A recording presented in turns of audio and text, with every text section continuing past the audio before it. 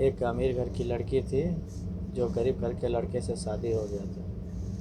वो लड़की के ज़बरदस्ती शादी उसके माँ बाप ने किया था। एक गरीब घर के लड़का लड़का अच्छा था, बहुत बढ़िया और ईमानदार लड़का था। उससे शादी किया था उसके घर वाले ने। लेकिन लड़की वो दूसरे किसी से प्यार करती थी। वो गरीब लड़के को पसंद नहीं करती थी। एक दिन वो शादी करके घर पे लेके आया तो वो लड़की बोली, वो गरीब लड़के को बोली कि किसी लड़के को बिना इजाज़त के उसके सुहागरात मनाना क्या कानूनन अपराध है कि रेप कहलाएगा कि क्या कहलाएगा। तो वो लड़का बोलता है नहीं, मुश्किल है, इतना दूर मत जाओ, मैं तुम्हारे पास नहीं सोऊंगा, मैं अलग रूम में सो लेता हूँ, इतना दूर जाने की ज़रूरत नहीं है। वो लड़का समझदार था। वो लड़की को दूध दे के और चला गया, जाके आराम से सो गया। बाद में वो लड़का आराम से सुबह में उठा और उठ के उसको खाना बोला कि खाना बन गया है, मम्मी खाना बना दी है। वो लड़के की मम्मी बहुत खुश दिल थी। वो हमेशा खाना वाना बनाने का हर सब काम करती थी और लड़की को खाना बना के देती थी और हर बात पूछती थी कि खाओगी बेटी, खा लो, कब कमरे में खाओगी तो कमरे में ले जाके दे देती। लड़के की माँ बहुत अच्छी थी।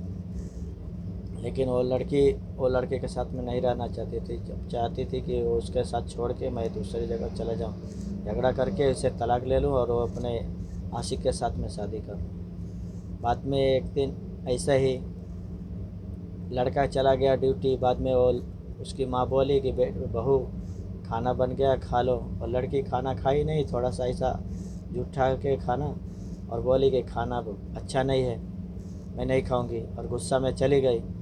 बाद में चली गई। फिर बाद में दूसरे दिन और लड़का का छुट्टी था, उस दिन घर पे था। फिर ऐसा दूसरे दिन भी उसके माँ को झटकार के बोली कि तुम कैसा खाना बनाती हो, ऐसा कुत्ता भी नहीं खाएगा, ये सब बोल के उसकी माँ को उल्टा सुल्टा बोलने लगी। बाद में लड़का घर पे था, उसने खींच के मार दिया थप्पड़, उसको एक झापड़ मार दिया। बाद में गुस्से में होके खाना पटक के वो लड़की चली गई। वो लड़की के दहेज में उसका बाप वो स्कूटी दिया था। वो लड़की ले गई स्कूटी, चली गई अपने आशिक के पास, जाके बैठ गई और रोने लगी और बोलती है कि अब तो हद कर दी गंवार ने, आज मेरे ऊपर हाथ उठाया है। बाद में उसका आशिक बोलता है कि तुमको तो मैं पहले ही बोला कि तुम उसके साथ शादी मत करो, हमारे साथ भाग चलो।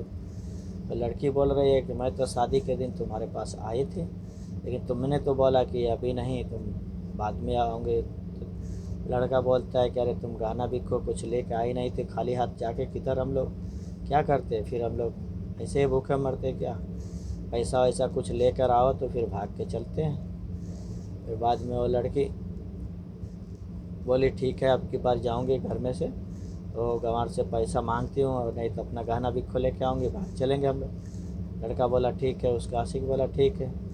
फिर बाद में दूसरे दिन गई वो घर पे, वो चिल्लाने लगी पूरा, उसके मम्मी को भी चिल्लाने लगी, उसको भी चिल्लाने लगी, लेकिन कोई कुछ नहीं बोलता है। लड़का भी नहीं बोलता, वो चिल्लाते चिल्लाते रूम में सो जाती है।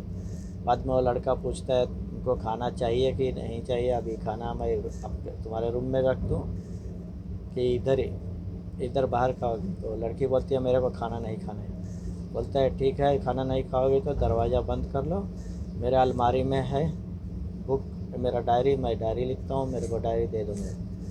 और लड़की बोलती है ठीक है, मेरे को चाबी दो। वो लड़का बोला चाबी तो उधर ही है, तुम्हारे बेड के पास है, मैं चाबी ले लेती हूँ, ठीक है मैं अभी देती हूँ तुम्हारा डायरी।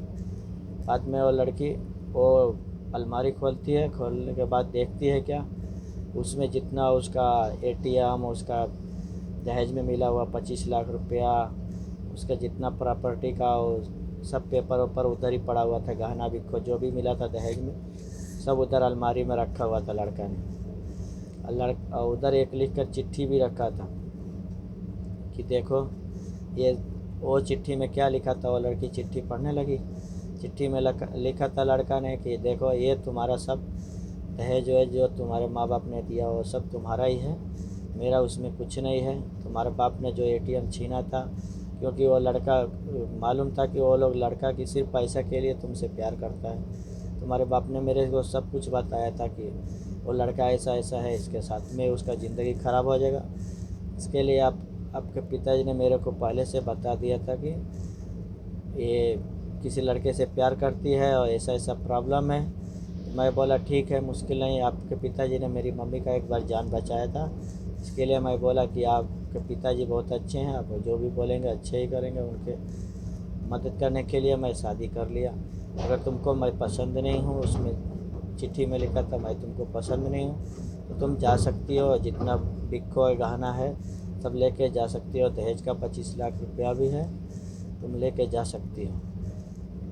और लड़की को सब लिखा हुआ था उस चिट्ठी में। बाद में वो लड़की पढ़ी, बाद में ये भी लिखा हुआ था कि तुम्हारे पिताजी तुम्हारे लिए अच्छा लड़का ढूंढना चाहते थे, इसके लिए मेरे को पसंद किया।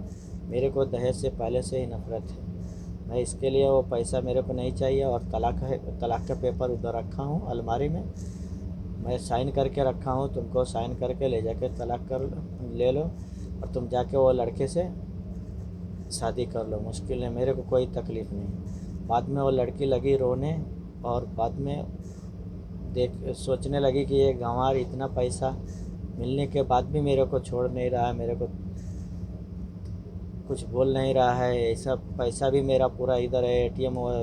एक जो मेरा आशिक है वो पैसा के लिए मेरे को बोलता है पैसा लेके आओ तो मैं तुम्हारे साथ शादी करूँ। तो वो दोनों में उससे अच्छा कौन है? मैं इसको छोड़ के नहीं जाऊँगी, एक गंवार अच्छा आदमी है। ऐसा लड़की रोने लगी, जाके उसका पाँव पकड़ने लगी। बाद में उसके मम्मी से माफ़ी मांगी, बाद में बोली कि मैं नहीं जाऊँगी, दोबारा नहीं जाऊँगी। बाद में वो अपना मोबाइल में सिम निकाल के तोड़ दिया और वो लड़के के अपने आशिक को छोड़ दिया। परिवार में खुशी से रहने लगी और रहते रहते सब लोग माँ बाप खुशी से रहने लगे। इसीलिए भाइयों देखो, ये वीडियो में भी मैं ये वीडियो बना रहा हूँ इसके लिए कि कोई भी देखो लड़का लड़की प्यार करे, मुश्किल नहीं है, लेकिन क्या सही है क्या गलत है। कितने लड़के बहकाने वाले हैं, सबको बहका के ऐसे ही शादी करते हैं पैसा के लिए, बाद में ले जाके तुम छोड़ देते हैं। अक्सर प्यार में देखो हमेशा आदमी रोता ही रहता है।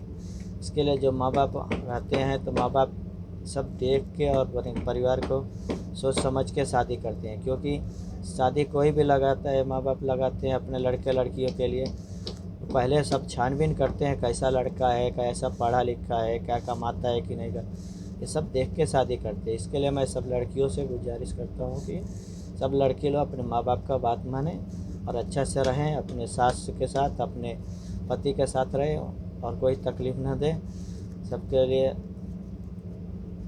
हाथ जोड़ के विनती करता हूँ कि सब लोग अपने परिवार के साथ में खुशी रहें और जैसे अपने माँ बाप को समझते हैं वैसे सास को भी, अपने ससुर को भी समझे। और सबके लिए नमस्कार, सत श्री अकाल, अस्सलाम वालेकुम।